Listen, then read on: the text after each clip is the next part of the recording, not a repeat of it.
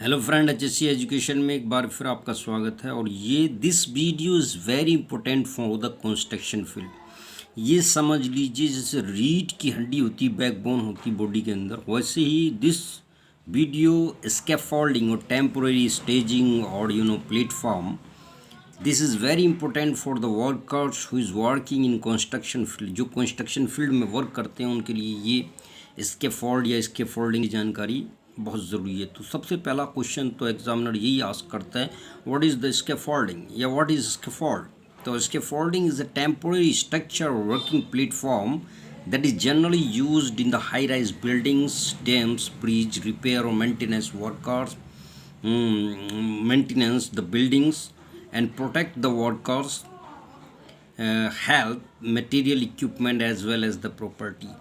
किसी भी high rise building में, डैम्स में, ब्रिज में उसको रिपेयर करने के लिए, मेंटेनेंस करने के लिए, वर्कर को प्रोटेक्ट करने के लिए, हेल्थ को, मटेरियल को, इक्विपमेंट को हमें इसके फोल्डिंग या टेम्पोरेरी स्टेजिंग की ज़रूरत पड़ती है। अब 2 मीटर हाइट इसमें नहीं लिखा है, मैं बता रहा हूँ कि ये क्या होता है कि 2 मीटर से ऊपर आप जब भी काम करेंगे, 2 मीटर मीन्स 1.8 है स्टैंडर्ड तो उसका, लेकिन उसके ऊपर जब आप बात करते हैं तो ये वीडियो लंबी होगी, लेकिन मैं अपनी तरफ से बताऊंगा। तो सिंपल लिखा हुआ है जो भी है कि उसमें क्या होगा, उसमें आपको एक स्कैफोल्ड, एक टेम्पोरेरी स्ट्रक्चर प्लेटफॉर्म की ज़रूरत पड़ेगी। आप मान लिया 50 फीट जा रहे हैं, 30 फीट, 20 फीट, 50 फीट, 60 फीट जा रहे हैं, तो कैसे जाएंगे? आपको एक स्ट्रक्चर बिल्डअप करना पड़ेगा टेम्पोरेरी, उसको फिर डिसमेंटल करना पड़ेगा और वहाँ तक पहुँचना पड़ेगा उस बिल्डिंग को काम करने के लिए, ठीक है ना।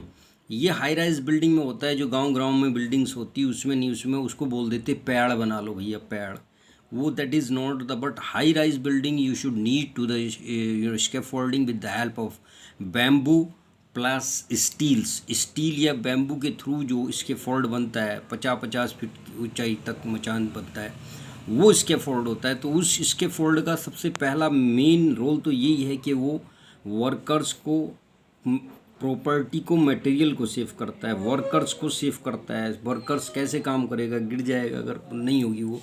दूसरा मटेरियल्स को, जो मटेरियल आप उस पर रखेंगे, इक्विपमेंट को और प्रॉपर्टी को, सबको ये सेव करके चलता है। तो ये विभिन्न प्रकार की स्टेजिंग होती है, विभिन्न प्रकार के स्कैफोल्ड होते हैं, वही मैं बताना चाह रहा हूँ। तो ये कैसे बनता है, इसके कंपोनेंट्स क्या है, इसके लिए बहुत बड़ा अलग से वीडियो बनाना पड़ता है। तो पहले आप इसके कंपोनेंट्स में आपका इसका आ जाएगा, स्टैंडर्ड्स है, लेज़र्स है और किकर लिफ्ट है और पाइप्स है, स्टैंडर्ड्स हैं, कपलर्स हैं, ब्रेसिंग है, कपलर है, पाइप है और डिफरेंट टाइप्स की जो है क्लैंप्स हैं, राइट एंगल क्लैंप्स है, फिक्स क्लैंप है, जाली क्लैंप है और डिफरेंट टाइप्स के clamps, drapes, different type, cross bracing है, नी ब्रेसिंग है, स्वेल, डिफरेंट टाइप्स की ब्रेसिंग, बेस प्लेट है, सोल प्लेट है, स्टैंडर्ड्स है और लेडर है, डिफरेंट टाइप्स के कंपोनेंट, बहुत सारे कंपोनेंट्स इसमें मिलकर जो है आपकी इसको स्ट्रक्चर को, टेम्पोरेरी स्टेजिंग को, इसके फोल्डिंग को बनाने का काम करते हैं। एक बात, दूसरा ये अब जब बना देंगे उस स्ट्रक्चर को, उसके लिए अलग से इसके फोल्डर होते हैं जो बिल्डिंगों में काम करते हैं। तो वैकेंसी आती है तो बोलते हैं कि इसके फोल्डर की ज़रूरत है या इसके फोल्डर चाहिए इतने, तो रिगड़ चाहिए, ये सब इसके फोल्डर स्पेशली इसके फोल्डर को बनाने का ही काम करते हैं, उनका यही ड्यूटी होता है। बड़ी बड़ी बिल्डिंग में इसके फोल्डिंग बनाते हैं वो। तो दूसरा ये है, अब डिफरेंट टाइप्स के इसके फोल्ड यूज़ किए जाएंगे। ऐसे नहीं एक बिल्डिंग बन रही तो वहाँ पर एक ही इसके फोल्ड लगेगा। तो इनके नाम में बता रहा हूँ, स्टैटिक इसके फोल्ड है, स्थिर होता है, बर्ड केज होता है, इंडिपेंडेंट होता है, जो एम लिख दिया इसमें, इंडिपेंडेंट इसके फोल्ड जो 2 स्टैंडर्ड पर ही डिपेंड करता है। कैंटिलीवर इसके फोल्ड होता है, मोबाइल इसके फोल्ड होता है। मोबाइल इसके फोल्ड ऐसा होता है वो मूव करता है, जल्दी। पेंट वगैरह में आपने देखा होगा, वो लगा के सील टाइप का होता है और उससे मूव करके आप जो है जो है कोई भी वर्क करते हैं। हैंगिंग इसके फोल्ड होता है, झूले टाइप का होता है, हैंग हो जाता है और उसके थ्रू जो है आप इसके फोल्डिंग से वर्क करते हैं और वर्किंग प्लेटफॉर्म बनाकर काम करते हैं। तो यही जो मेन इसके फोल्ड हैं, ये इसके फोल्ड हैं। और ये एग्जामिनर अगर कंस्ट्रक्शन में आप इंटरव्यू दे रहे हैं तो वो पूछता है ऐसा नहीं होगा कि कभी भी ऐसा नहीं हुआ आज तक कि इसके फोल्डिंग के बारे में नहीं पूछता, वो ज़रूर पूछता है।